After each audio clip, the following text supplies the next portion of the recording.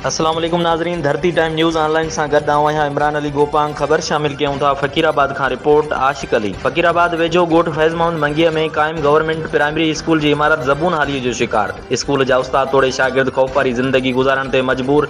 School जे कमरनि जी दीवारनि में हंधा हंधा ॾार पइजी विया। स्कूल जे दर तोड़े दरवाज़ा, फर्नीचर जी खोट सबबि उस्ताद तोड़े शागिर्द मुश्किलातनि खे मुंहुं ॾियण ते मजबूर।